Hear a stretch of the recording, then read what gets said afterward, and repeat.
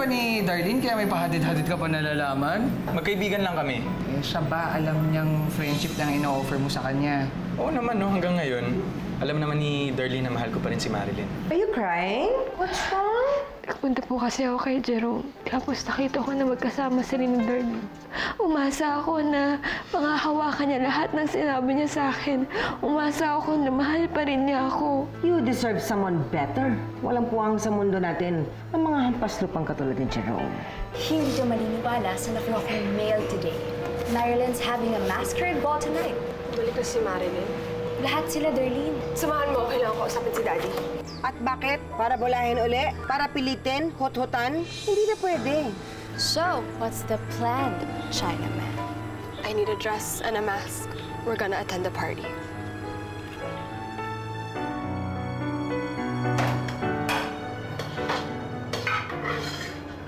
Jerome, pwede ba kitang makausap?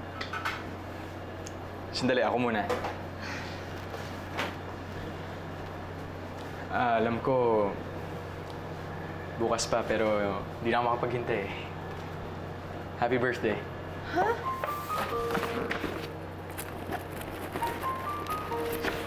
Ano to? Gusto mo na.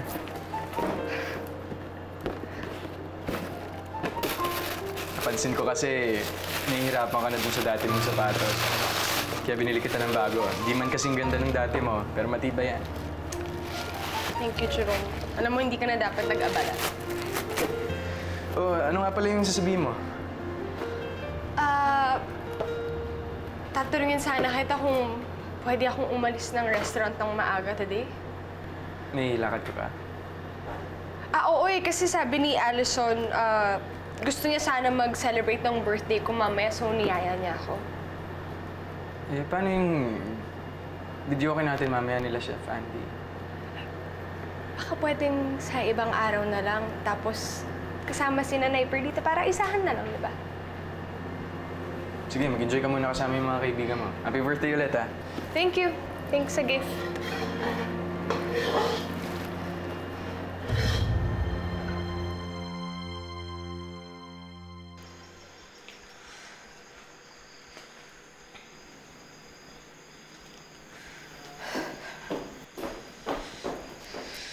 Marilyn? Anong ginagawa mo? Bakit hindi ka pa nagre-ready? Mamayang gabi na ang party. Ha? Lola, pwede po bang ipa-cancel na lang yung party ko mamaya? Cancel? Ano ka ba? Ang laki-laki ng party na to, ang laki ng nagastos ko. Nasa States pa lang tayo, nag-organize na ako tungkol dito. Nakamaskara na nga yung 18 Roses. Nakaganon na, ready na, lalabas na lang. Oh, how can you cancel that? Eh, kasi Lola, ang totoo niyang kinakabahan ako eh. Baka meron akong masabing hindi maganda o may gawin akong mali. Baka mapahiya lang kayo sa akin. Sa tingin mo ba, ipakikilala kita sa society kung alam kong hindi mo pa kaya? I believe in you. I don't get easily impressed, but you impressed me a lot because you're intelligent. You're feisty. Maganda ka katulad ko nung bata ako. Alam ko na kaya mo to. I am confident na kaya mo silang haraping lahat. Because you're beautiful. Salamat, Lola. Hindi ko po kayo bibiguin mamaya. Promise? Promise.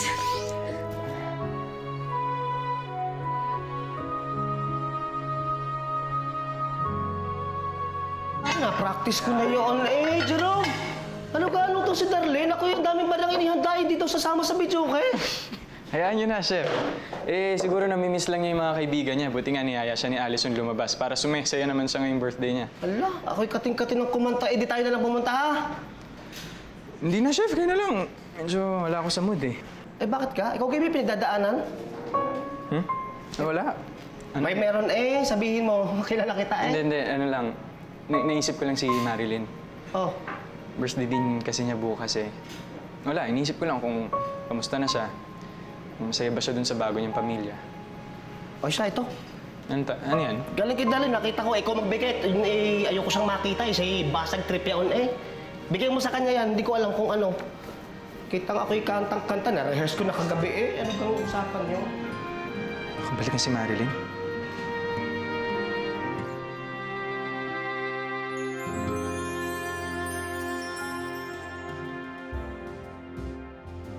Alison Fernandez?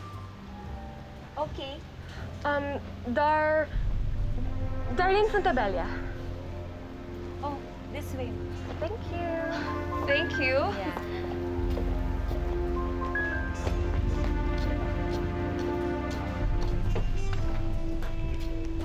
Hi. That was so close. Alam mo, mabuti na lang talaga.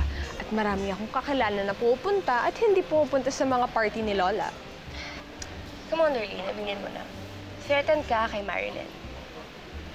Of course not.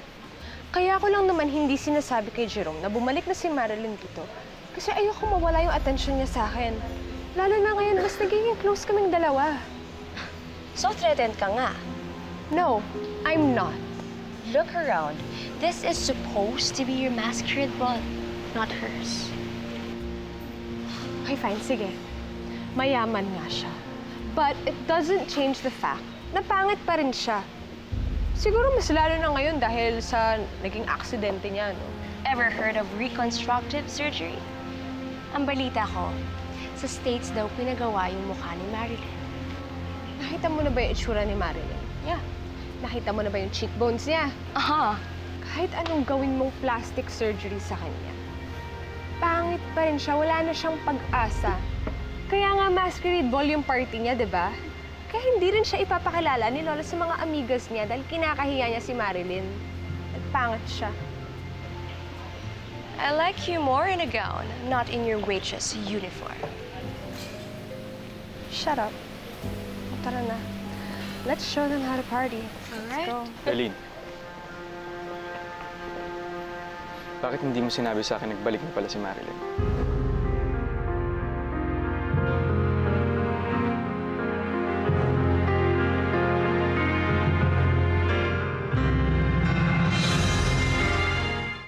Akala ko ba may party kayo ni Allison?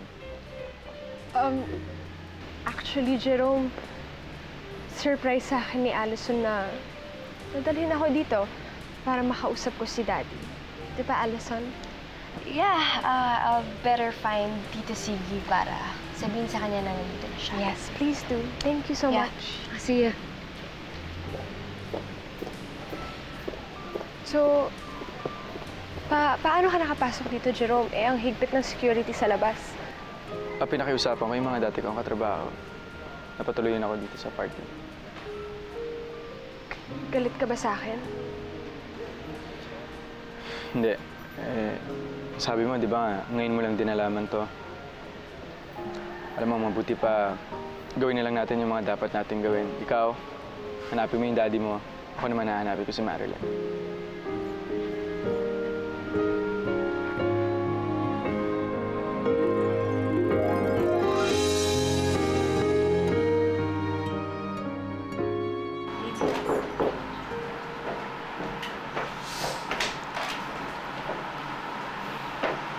Pwede ba kitang istorbohin? Iwanan niyo po muna kami.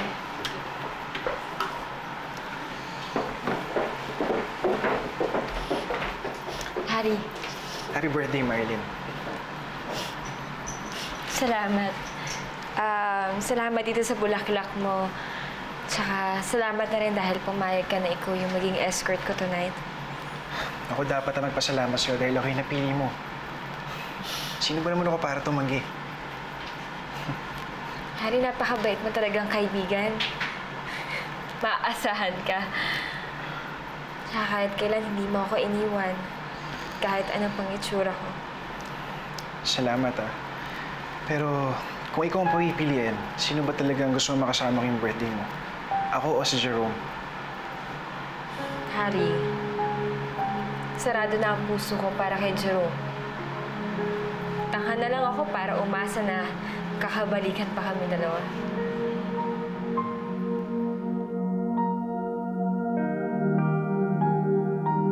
There she is. Darlene? missed you too. Alala ako sa'yo. What happened to you? Ba't di mo ako tinawagan? Dad, I tried. Pero hindi nila ako pinapapasok sa resort eh. Imposible. Nagpilin ako sa mga tao doon na hanapin ka. Nagpadala pa nga ako ng allowance eh. Hindi mo ba nakuha? I tried my best to make sure that you're okay. Dad, nung nawala kayo, sobrang natakot ako. Akala ko galit ka sa akin eh. Akala ko hindi mo na ako mahal. Akala ko pinagpalit mo na ako kay Marilyn. Dad, wala na akong ibang kakampi, tapos wala ka pa. Sorry, darling. But I promise you, now that I'm back, everything's gonna be okay.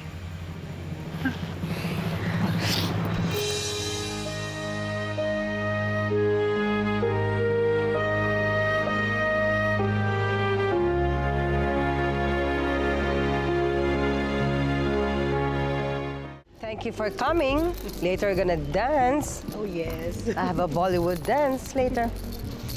Thank you, Doctor, ha? Yes. Sa pagpunta ninyo. Ang ganda-ganda ni Marilyn. Oh, yeah, she is so pretty. Like you. Mama? Of course. Excuse me. Pwede ba kitang makausap? Can't you see I'm busy? I really need to talk to you. Just the two of us. Excuse us, doctors. Excuse me. Okay. Excuse me. Mama, bakit mo naman ginawa yun kay Darlene? Ang alin? Oh, come on, Mama. Don't deny it. Inamin na sa akin ni Darlene. Hinarang mo yung pagkukontak niya sa akin. Pati mga perang pinadala ko sa kanya, itinago mo. So, nagsumbong na naman sa'yo yung ampon na yan. Why? Is she here? Kabilin-bilinan ko kay Ives na wag magpapapasok ng uninvited guest. Mama, sa mata ko, anak ko pa rin si Darlene. May karapatan siya sa lahat ng kung ano man ang meron ako. Kaya bukas na bukas, she's moving back here. No. You can do whatever you like, Ziggy. Give her money, I don't care. Just don't bring back that woman here. Mama? Ziggy, nagsisimula na yung party. Hindi ba tayo tapos mag-usap, Mama? Tapos na. My decision is final. Darlene is not coming back here. Oh, mag-start na? Yes. Tessie. Let's go.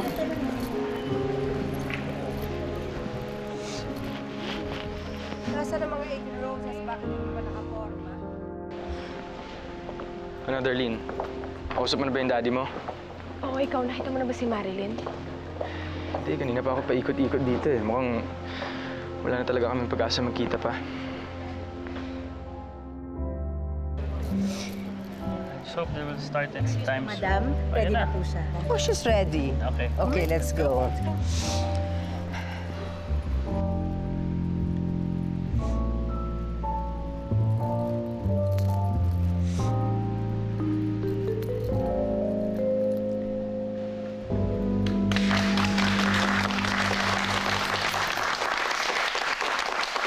Good evening! Magandang gabi sa inyong lahat. Maraming salamat sa pagdalo.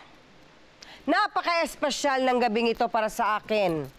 Dahil ito ang kauna-unahang pagkakataon na ipakikilala ko sa inyo ang aking tunay na apo.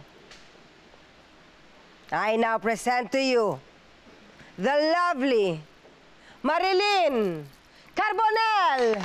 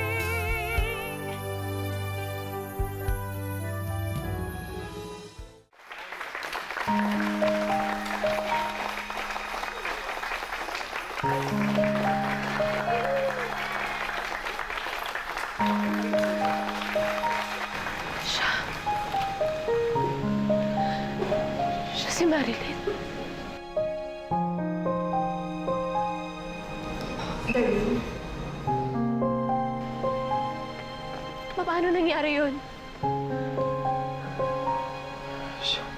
Siya yung babae sa restaurant. Sa malaking pagkakamali, pagpunta ko pa dito eh. Kaya pala pamirilya siya sa akin. Teka lang. Saan ka pupunta ka? Paano ko makita kanina? Hindi itong oras para kausapin si Marilyn. Ang tagal ko nasabit para makita si Marilyn. Wala na makakapigil sa akin. Jerome! Jerome!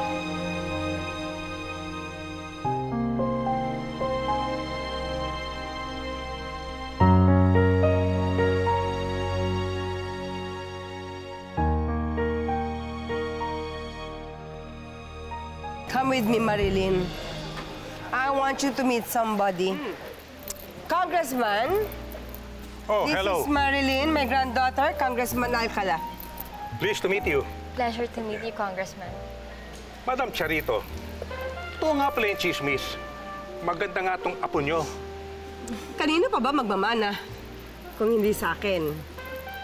O nga pala, ano na nangyari sa isang apo mo na si Darlene? Oh, she is with her real mother.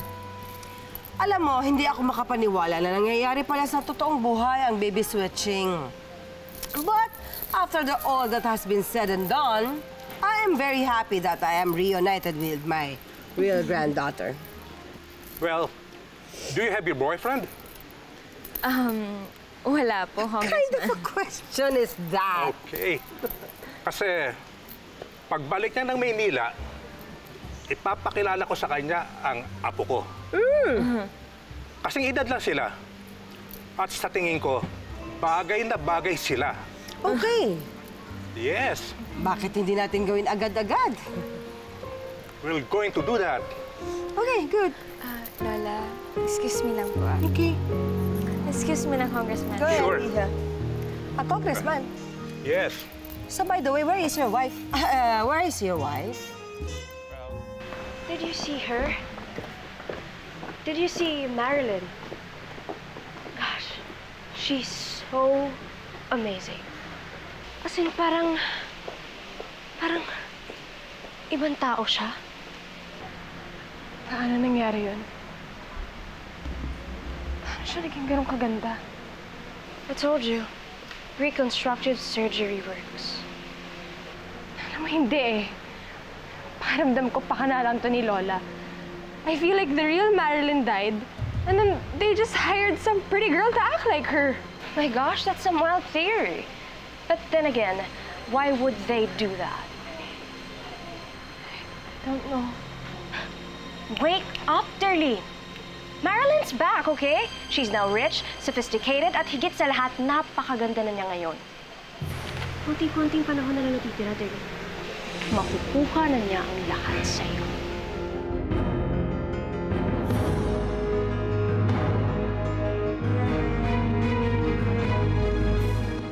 Salamat. Aling Tessie, samahan mo. Papalit na ako ng damit. Kati-kati nung pinili ni Lola na damit. Sige po. Ay, Marilyn? Ikaw na ba yan, Marilyn? Aling Tessie, hintayin niyo na lang po ako sa loob.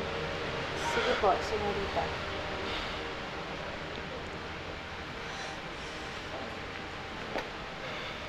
Anong ginagawa mo dito? Kaya pala pamilyar ka sa akin na nagpunta ka sa restaurant. Pero Marilyn, bakit hindi ka sa akin nagpakilala agad? Bakit hindi mo sa akin sinabi nagbalik ka na? Paano ka nakapasok dito? Ha? Sino nagpapasok sa'yo? Hindi ka na maimbitado dito, ah! Teka, nagagalit ka pa rin ba dahil doon sa nangyari sa restaurant? Marilyn, I'm sorry. Kung alam ko lang na ikaw yun... Ano? Anong gagawin mo? Papagalitan mo si Darlene? Sa tingin ko naman, hindi mo gagawin yun eh. Dahil halata kayo na meron kayong relasyon. Teka, Marilyn. Nagkakamali ka, magkaibigan lang kaming dalawa. Tama na! Ang totoo niyan, wala naman talaga akong pakialam eh. Dahil ang gusto ko lang, umalis ka dito. Guard! Guard! Hindi ako alis, Marilyn. Ang tagal kong naghintay sa'yo. 6 na buwan. 6 na buwan akong parang tanga. Nag-iisip kung ano nangyari sa'yo, kung nasan ka na. Wala akong kalagayan mo. pakialam! Wala akong pakialam! Umalis ka na dito! Guard! Harry! Marilyn, okay ka lang ba? Palisin mo siya dito. Jerome, narinig mo siya. Marilyn, baka pwede naman mag-usap tayong dalawa. Pag-uusapan natin, Jerome. Mabuti pang umalis ka na lang dahil ayaw kita kausap. Marilyn! Jerome, tingin ko hindi pa handa si Marilyn na kausapin ka. Kaya kung ako sa'yo, umalis ka na lang muna.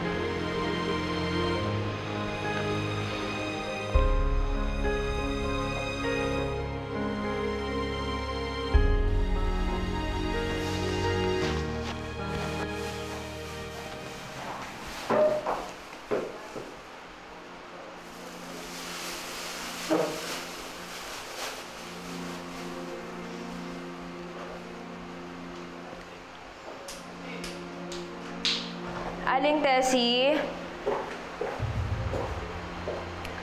Darlene. So, I guess the saying is true after all. The fruit doesn't fall far from the tree. Ratokada ang nanay, ratokada din ang anak. Ano ba kailangan mo, Darlene? Hindi ba dapat ako nagtatanong sa'yo yan? Why did you come back, Marilyn? Okay na ang buhay ko dito, tas babalik ka. Ano na naman ang kailangan mo? Hindi ka pa rin talaga nagbabago. Akala mo pa din na ang buong mundo umiikot lang sa'yo. Si Jerome ba? Pwes, hindi ako papayag na maagaw mo siya ulit sa akin. Sayang-sayo na si Jerome. Ang totoo niya, wala akong pakialam sa yung dalawa. Magsama kayong dalawa. I am not done with you yet.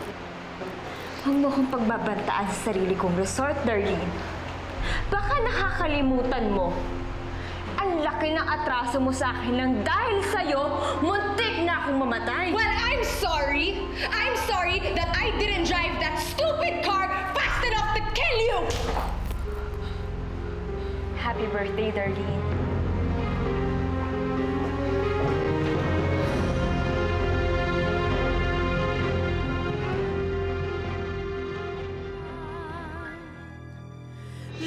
Eh, natural eh. Isang dugo lang ang dumadaloy sa katawan ng mga yaon eh. Eh, di hindi posibleng maawa si Marilyn sa pagiging matapobre ng lola Charito niya.